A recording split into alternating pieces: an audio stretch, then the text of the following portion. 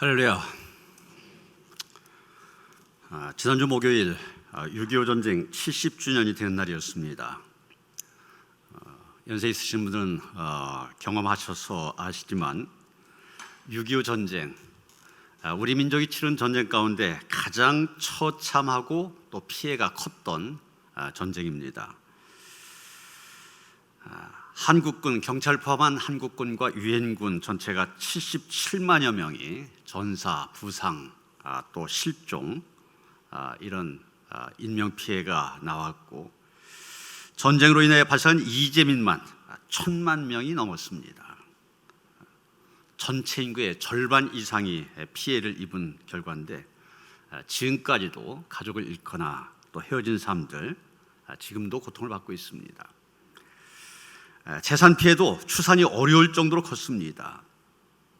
마지막 교두보였던 부산을 제외한 전 국토가 초토화되었고, 대한민국 제조업의 42%가 파괴가 되었습니다.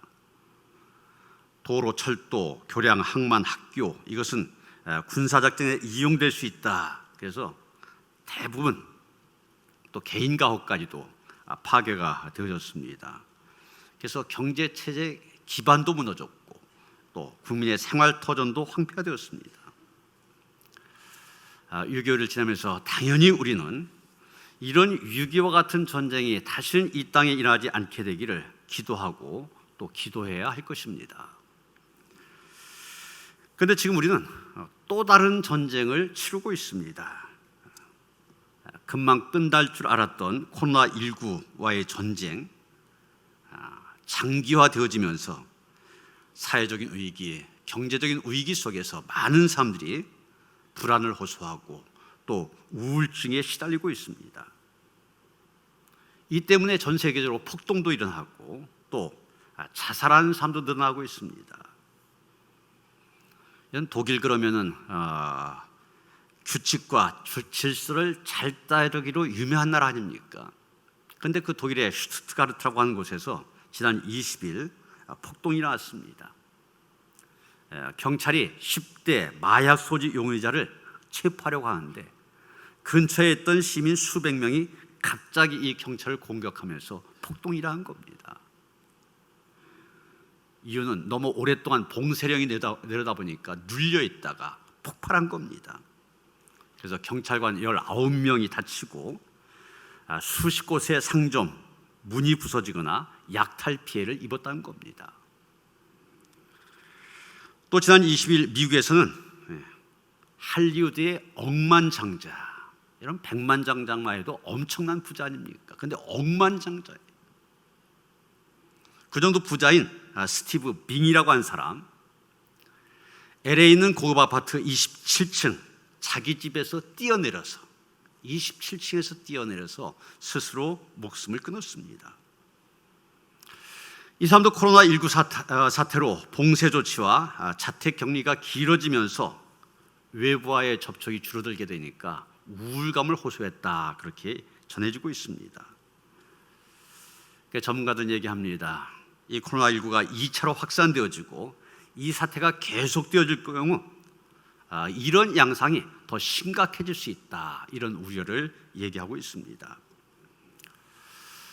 우리는 이런 이 코로나19를 통해서 드러나는 인간의 모습들, 죄에 매여 살아가는 인간의 모습들을 보게 됩니다.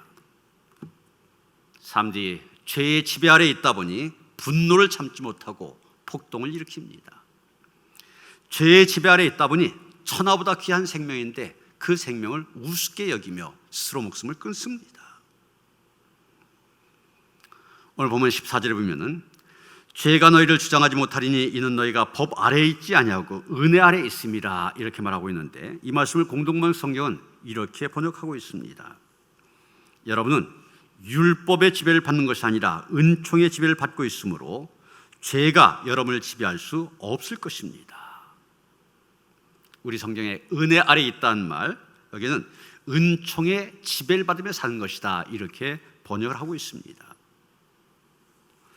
사람들이 폭동을 일으키고 극단적인 선택을 하고 이 모든 것들 바울의 표현에 따르면 죄의 지배를 받고 있기 때문입니다. 당연히 그 죄의 지배에서 벗어나 은총의 지배를 받아야만 됩니다. 그런데 여러분, 우리는 감사하게도 은혜 아래에 있는 사람들입니다. 이미 은혜 아래에 있는 사람들, 은총의 지배를 받으며 사는 사람들입니다. 왜 그렇습니까? 바울은 세 가지를 얘기하고 있는데, 첫째, 우리가 죄로부터 해방되었기 때문입니다. 본문 17절과 18절이면 바울은 얘기합니다. 우리는 원래 죄의 종이었다. 그런데 복음을 받아들임을 통하여서 그 죄로부터 해방되었다고 얘기합니다. 여러분, 세상에는 많은 종류의 해방이 있습니다. 정치적인 해방이 있습니다.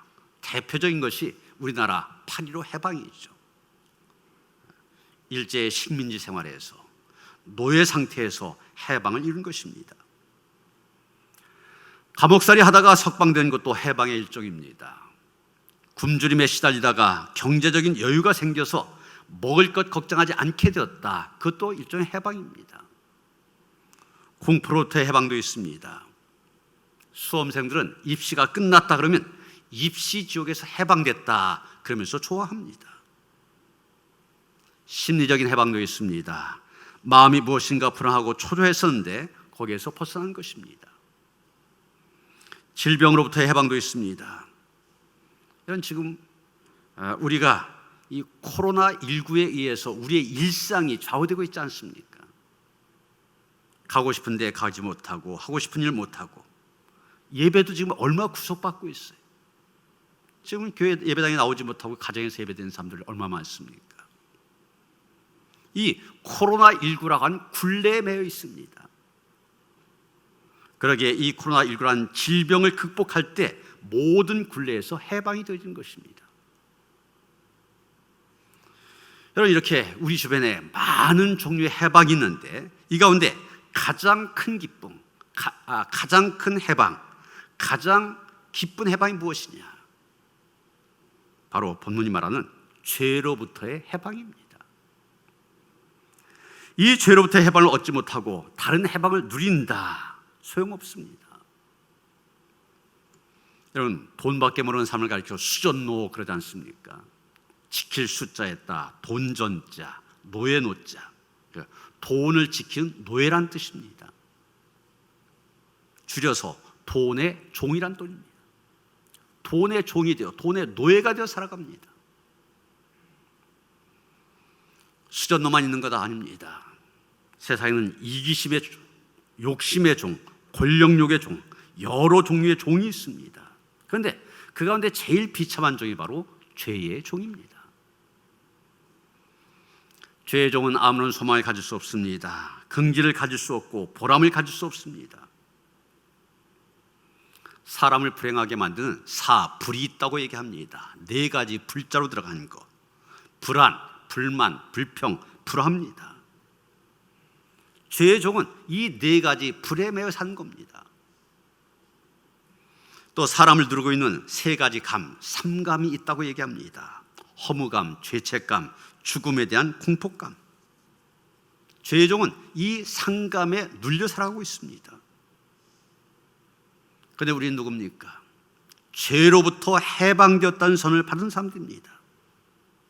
그러니 불안, 불만, 불평, 불화, 여기에 더 이상 매여 있을 필요가 없습니다. 허무감과 죄책감, 죽음에 대한 공포감에 더 이상 눌려 있을 필요가 없습니다. 그런데 교회에 나온다면서도, 신앙생활을 한다고 하면서도 이런 것에 매여 있다든지 눌려 있다. 그렇다면 자기의 믿음을 다시 한번 점검해 볼 필요가 있습니다. 여러분, 8.15 해방되기 이전에 일본 사람들 만나면 고개를 숙이고 길을 피하고 눈치를 봤다고 그럽니다. 특히 일본 순사를 만났다, 쩔쩔맸다고 그럽니다. 그런데 8.15 해방이 된 다음엔 그럴 필요가 없게 되었습니다. 오히려 일본 사람들이 한국 사람을 만나면 멀리서부터 피했다고 그럽니다. 특히 한국 사람들 많이 괴롭혔던 일본인들 더 그랬다는 것입니다. 여러분, 우리는 죄의 종에서 해방된 사람들입니다. 더 이상 죄에 쩔쩔맬 필요가 없습니다. 일본 사람들에게 쩔쩔매듯이 그럴 필요가 없습니다. 오히려 죄가 내 앞에서 쩔쩔매도록 해야 됩니다. 죄로부터 해방되었다고 하는 것, 이것이 얼마나 중요한 일인지, 기쁜 일인지 체험한 사람은 잘 압니다. 그래서 이것을 철저하게 체험했던 바울, 뭐라고 말합니까? 10절에 보면 하나님께 감사하리로다, 너무 감사해서 감사하리로다 부르짖고 있는 것입니다. 두 번째, 우리가 은혜 아래 있는 자가 된 것은 우리가 의의 종이 되었기 때문입니다. 오늘 본문에 보면 예수 믿는 삶을 가리켜서 의의 종이다, 하나님의 종이다 한 말이 여러 군데 나옵니다. 18절에 보면 죄로부터 해방되어 의에게 종이 되었느니라 그랬습니다. 19절 끝부분에 보면 너희 지체를 의에게 종으로 내주어 거룩함에 이르라, 이렇게 말하고 있습니다. 22절에 보면 우리는 하나님께 종이 되었다, 또 이렇게 말하기도 합니다. 그런데 여러분, 이게 어떤 면에서는 참 이해하기 어려운 그런 얘기입니다. 분명히 죄의 종에서 해방되었다고 그랬지 않습니까? 그런데 또다시 의의 종이 되었다, 종에서 해방되었는데 또 종이 되었다, 이해가 안 되는 말입니다. 죄의 종에서 해방이 되었으면 온전한 자유인이 되어야 될 텐데 또 무슨 종이 됐다는 얘기입니까? 이 종이란 말의 뜻을 좀 더 자세히 알면 기분이 더욱 나빠집니다. 종은 노예를 말하는데 성서가 기록될 당시의 노예, 그 처지가 아주 비참했습니다. 노예에겐 전혀 자유가 없었습니다. 주인에게 완전히 예속되어 있었습니다. 그러나 여러분, 바울은 말합니다. 다른 종이 된 것이 아니라 의의 종이 되었다. 의의 종이 되었다고 하는 것은 우리에게 좋은 일입니다. 이런 사람은 어디엔가 속해야만 됩니다. 소속이 되어져야 됩니다. 야당의 총재에 대해 대통령 후보까지 지냈던 분인데 지난번 총선에서 공천을 받지 못하니까 무소속으로 나와 당선이 되었습니다. 그래서 국회의원이 됐습니다. 무소속, 말 그대로 소속이 없습니다. 소속이 없다 보니까 힘을 쓰지 못합니다. 뭐라고 자꾸 떠들면서 존재감을 과시하려고 하지만 다른 사람들 별로 인정하지 않습니다. 그러다 보니 정치하는 사람들 어느 정당에 속하고 정당의 공천을 받기 위해 애쓰고 자기 뜻과 당론이 다르다 할지라도 그 당론을 따르게 되는 것입니다. 여러분, 의의 종이 되었다고 하는 것은 우리에게 소속이 있다는 얘기인데 좋은 편에, 그것도 가장 좋은 편에 소속이 되었다는 얘기입니다. 가장 좋은 주인을 모시게 되었다는 얘기입니다. 주의 종이 되었다는 것을 의미합니다. 여러분, 종 가운데 주의 종이라고 하는 것 수치가 아닙니다. 오히려 자랑입니다. 바울은 로마서를 시작하면서 1장 1절에서 자기 자신을 소개하고 있는데 제일 먼저 쓰고 있는 말이 종이란 말입니다. 자기에 대해 소개할 때 예수 그리스도의 종 바울은 사도로 부르심을 받아 하나님의 복음을 위하여 택정함을 입었으니, 사도란 말 쓰기보다 먼저 종이란 말 먼저 썼습니다.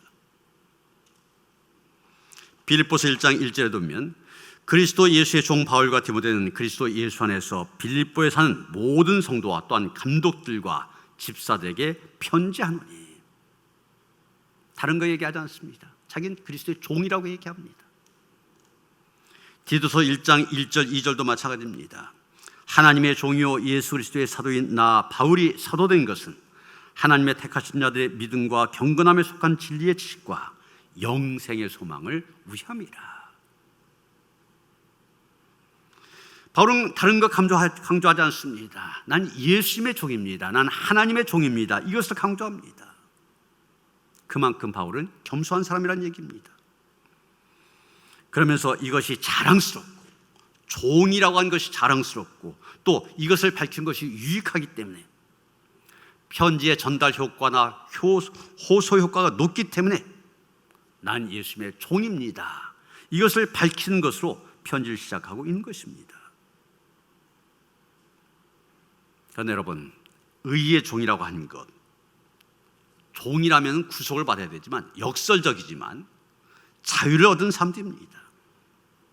심령의 자유, 죄로부터의 자유, 보이지 않는 억압에서부터의 자유, 이런 자유를 얻은 사람들입니다. 여러분, 바울이라고 하는 사람, 이 말하고 있는 바울 자신을 한번 생각해 보시기 바랍니다. 자유인의 신분을 가진 사람이었습니다. 자유인 가운데서도 로마 시민권을 가진 사람, 특별한 신분을 갖고 있는 사람이었습니다. 그러나 그가 이렇게 육신의 자유는 누리고 있었지만 율법에 매여 살고 있었습니다. 자유인이었지만 율법의 종으로 살고 있었습니다. 자유인 같지만 진정한 자유인이 아니었다는 얘기입니다. 율법의 종으로 지내던 바울, 그가 예수를 만나고 회심을 할 때 그 율법의 종에서 벗어났습니다. 의의 종이 되었지만 진정한 자유를 얻게 된 것입니다. 이런 사람들 누구나 다 종입니다. 종이 아닌 사람이 없습니다. 죄의 종이 아니면 의의 종입니다. 그런데 죄의 종살이는 가혹하고 혹독합니다. 죽음에 이르게 됩니다. 그러나 의의 종살이는 즐겁고 만족하며 생명과 평화에 이르게 됩니다. 당연히 우리는 의의 종으로 살아야 됩니다. 그런데 여러분, 우리는 스스로 의로워질 수 없습니다. 내 힘으로는 의의 종이 될 수 없다는 얘기입니다. 여러분, 바울이라고 하는 사람 자기 스스로 의로워지려고 얼마나 애를 썼던 사람인지 모릅니다. 많은 노력을 했던 사람입니다. 그런데 로마서 7장 24절 뭐라고 얘기합니까? 오라, 나는 곤고한 사람이다. 이 사망의 몸에서 누가 나를 건져내랴? 이 율법의 종의 자리에서 누가 나를 해방시켜 주랴? 절망을 선언하고 있습니다. 그러나 여러분, 우리는 믿음으로, 복음의 순종함으로 의의 종이 될 수 있고 자유로워질 수 있습니다. 그 17절 중간에 보면 너희에게 전하여 준 바 교훈의 분을 마음으로 순종하여, 이렇게 말하고 있는데 좀 말이 복잡합니다. 간단히 말하면 복음을 받아들여, 이런 뜻으로 이해하면 됩니다. 복음을 받아들이면 된다. 우리가 죄로부터 해방되려면 복음을 받아들여야 됩니다. 그럴 때 우리는 죄의 종으로부터 해방을 이루어 의의 종이 될 수 있게 되는 것입니다. 세 번째, 우리가 은혜 아래 있는 자가 된 것은 영생을 선물로 받았기 때문입니다. 바울은 21절 끝부분에서 죄의 종은 마지막임을 분명히 말하고 있습니다. 또 22절 끝에 가서는 하나님의 종의 마지막은 영생이라고 또 얘기하고 있습니다. 그리고 23절에 가서는 죄의 삭은 사망이요 하나님의 은사는 그리스도 예수 우리 주 안에는 영생이니라, 이렇게 말하고 있습니다. 여기 죄의 삭이란 말이 나오고 또 하나님의 은사란 말이 나오죠. 이 삭이란 단어, 은사란 단어와 대조를 이루고 있습니다. 삭이란 말 영어로 wages, 이런 말 쓰고 있는데 마땅히 행한 것에 대한 반대급부로 주어진 것을 삭이라 그렇게 말합니다.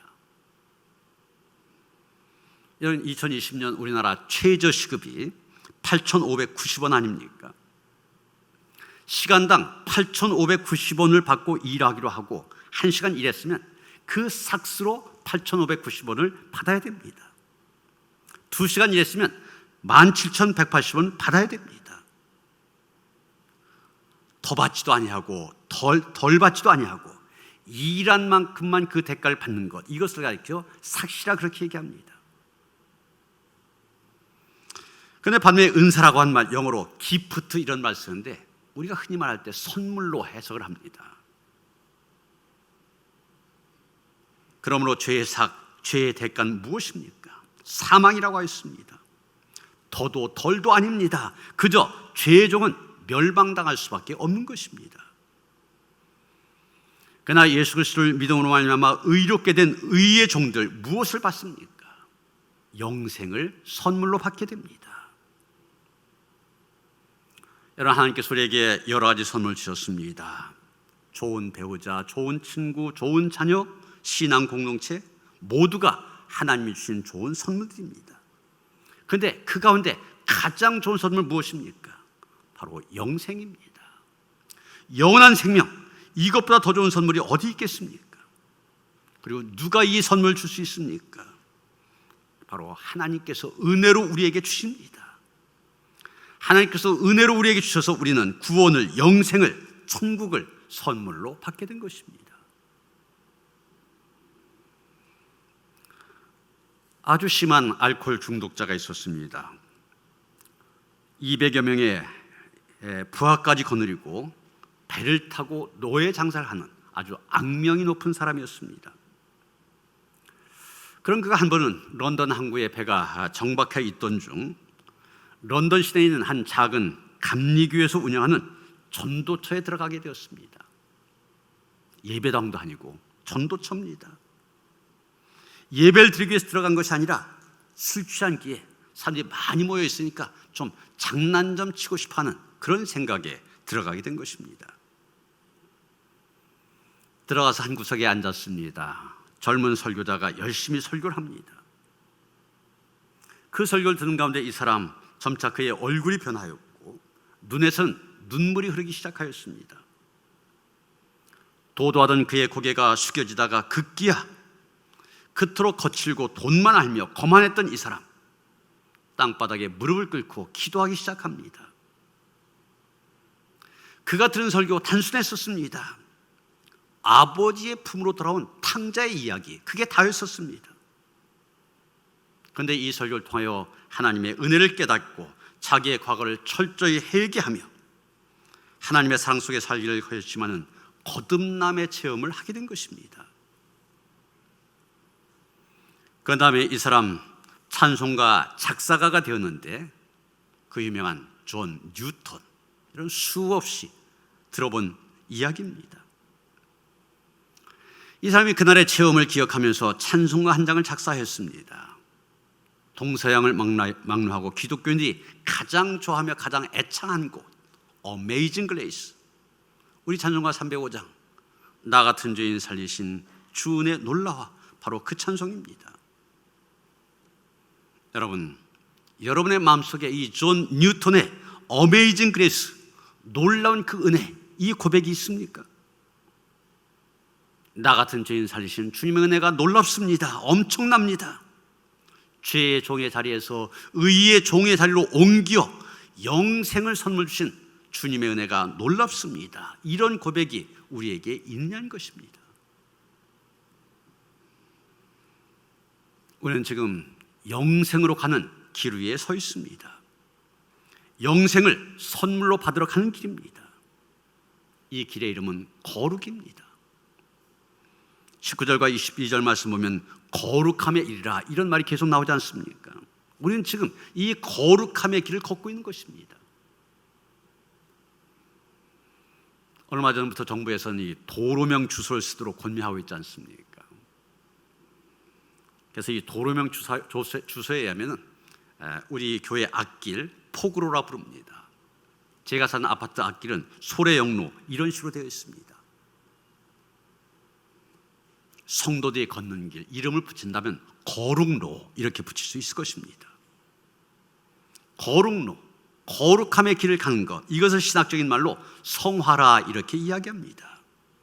오늘 본문 우리에게 성화의 교훈을 얘기하고 있는 것입니다. 우리는 이 길을 끝까지 걸어가야 됩니다. 이 길에서 벗어나서는 안 됩니다. 찬송가 242장, 황무지가 장미꽃같이, 우리가 잘 아는 찬송이 있습니다. 황무지가 장미꽃같이 피는 것을 볼 때 구속함에 노래 부르며 거룩한 길 다니리. 거기 거룩한 그 길에 검은 구름 없으니 낮과 같이 맑고 밝은 거룩한 길 다니리. 이 찬송 5절로 되어 있는데 각 절의 끝이 거룩한 길 다니리, 이렇게 되어 있습니다. 후렴도 똑같이 되어 있습니다. 거룩한 길 다니리. 성도는 거룩한 길을 걷는 사람들입니다. 성화의 삶을 사는 사람들입니다. 그 거룩한 길 끝까지 걸어가면 그 끝에 우리에게 주어진 것이 영생입니다. 여러분, 교회에서는 1년에 2번 감사의 절기를 지킵니다. 하나는 7월에 맥주감사절, 하나는 11월에 추수감사절입니다. 우리는 추수감사절을 더 중요하게 생각하는데 사실 추수감사절은 성서적인 근거는 좀 약한 겁니다. 넓게는 성서의 감사란 교훈, 또 수장제를 지키라는 말씀에 교훈하고 있지만, 근거를 두고 있지만, 직접적으로는 근세 교회 역사에 있었던 한 가지 사건, 즉 청교도들이 신대륙으로 이주하여 첫 번째 수확을 거둔 다음에 감사의 축제를 가졌는데, 그것이 오늘날 추수감사절의 기원이 되고 있습니다. 그러나 거기에 비해서 이 맥주감사주일은 성경에 직접적인 근거를 두고 있습니다. 출애굽기 23장 16절에 보면 맥주절을 지키라. 이는 내가 수고하여 밭에 뿌린 것의 첫 열매를 거둠이니라 이렇게 말하였고, 출애굽기 34장 22절에는 칠칠절 곧 맥주의 초실절을 지키라 이렇게 말하고 있습니다. 이 말씀이 신명기 16장에 가서 또 한 번 반복이 되어지고 있습니다. 이렇게 맥주감사절은 성서적인 절기요, 아주 중요한 절기입니다. 바로 다음 주일이 맥주감사주일입니다. 당연히 우리들은 지난 반년 동안 지켜주신 것 감사합니다, 또 우리의 삶 속에 이런 좋은 일이 있었던 것 감사합니다, 이러면서 우리는 감사하게 될 겁니다. 물론 필요한 감사입니다. 그런데 그런 감사들 상대적인 감사입니다. 일에 주셨기 때문에 감사합니다. 조건적인 감사입니다. 우리가 먼저 될 근원적인 감사가 있습니다. 그 감사가 바로 이 로마서 6장에 나오는 감사입니다. 우리는 은혜 아래에 있는 사람들입니다. 은총의 지배를 받고 사는 사람들입니다. 죄의 종에서 해방되었기 때문입니다. 의의 종이 되었기 때문입니다. 영생을 선물로 받았기 때문입니다. 그래서 17절 시작하면서 바울은 하나님께 감사하리로다, 감사를 얘기하고 있는 것입니다. 사랑하는 성도 여러분, 하나님께서 나에게 베푸신 그 구원을 생각하며 하나님께 감사하시길 바랍니다. 그리고 그 감사 가운데서 거룩함의 길을 걸어가시길 바랍니다. 성화의 삶을 힘쓰시길 바랍니다. 그래서 거룩함의 열매를 맺고 영생의 열매를 맺으며 살아가는 그런 성도를 되어주시기를 주님의 이름으로 축원합니다. 하나님 감사합니다. 많은 사람들 가운데 택하셔서 은혜 아래 있는 삶들, 은혜 가운데 살아가는 삶들 되게 하시니 감사를 드립니다. 죄인이었지만 그 죄로부터 해방시켜 주셔서 의의 종이 되게 하셨습니다. 영생을, 구원을, 천국을 선물로 주셨습니다. 그 가장 큰 감사 앞에 우리도 감사할 수 있게 하시고, 그래서 날마다의 삶이 은혜 받은 자 합당한 삶을 살아갈 수 있도록 붙잡아 주시옵소서. 예수 그리스도 이름 받들어 기도하여 싸움나이다. 아멘.